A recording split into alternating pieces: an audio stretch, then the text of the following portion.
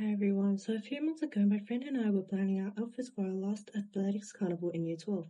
But because of some drama that has happened in our group, we ended up designing everything at the very last second. But of course, we needed the perfect costume. So we set out to a shopping center we had never been to before, the only place that had exactly what we wanted. And as you might expect, we got completely lost. After sharing my unfortunate experience with my friends, I started wondering, has anyone else gone through something similar? And if they did, how would they handle it? And that's why I chose the scenario, finding a specific store in a large shopping center. To better understand others' experiences, I conducted interviews with two users who have experience in navigating at large shopping centers. I specifically chose them because they each have different approaches in finding their way, where one prefers using digital maps and asking for directions, while the other relies mostly on their own sense of directions. By comparing our experiences, I aim to understand how different navigation methods impact user experience and highlight design challenges. In order to gain a better understanding of their experience, I assigned both users a specific task to select a store of their own choice within the shopping center and use available resources such as the mall's online directory, in-store directories, signage, or staff assistant to navigate to the destination.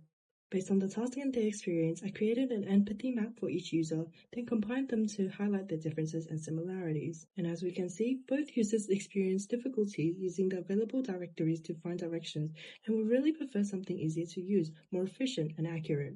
However, after struggling for a while with no success, user 1 decides to leave and find a different store, as the patience wore thin due to the poor experience. While user 1 was slightly bothered by not being able to find the desired store, she didn't experience significant emotional distress.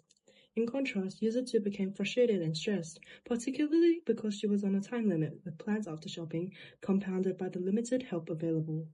Furthermore, taking note of the experience of the task, I mapped their actions, thoughts, expectations, and emotions in a user journey map, comparing it with mine to better understand and track their emotional states throughout the task.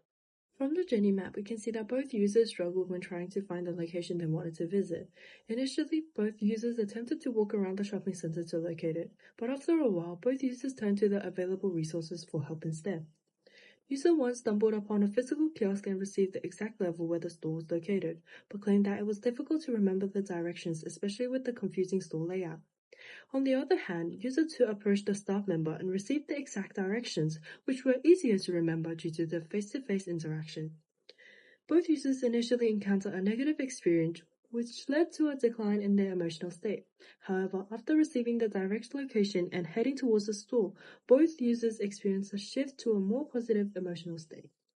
Using the RRCA method, I then developed an object map that illustrates a user's thought process based on the provided tools and the potential ways they can navigate the interaction. Based on the objects most likely to be interacted with in this scenario, the map establishes relationships by tracking how users engage with these objects. For example, users may interact with the directory by observing the wayfinding signs and remembering it, leading to the action of following the signage to get closer to the store. This process is then expanded through various attributes included in the object mapping. This illustration provides a clear analysis of users' thought process as they complete the task. With a clear understanding of how users interact with different objects in the environment, the next step is to evaluate the effectiveness of these interactions. By conducting a heuristic evaluation, I assess the usability of the wayfinding system, identifying key usability issues and areas for improvement in navigation design. Physical kiosks are commonly used for directions due to accessibility. They feature error prevention like an intelligent search system that filters irrelevant stores and minimizes typing error. However, they lack regular updates, which can cause inconsistencies between the system and real-world store locations, leading to confusion for the users. While physical kiosks provide route guidance, they are not portable, leading some users to rely on online maps instead. However, it lacks real-time updates, missing system status visibility, and the user's current location, causing slight problems affecting the user's experience. Interviews and user mapping reveal key issues including the lack of real-time updates on kiosks and online maps, making navigation difficult.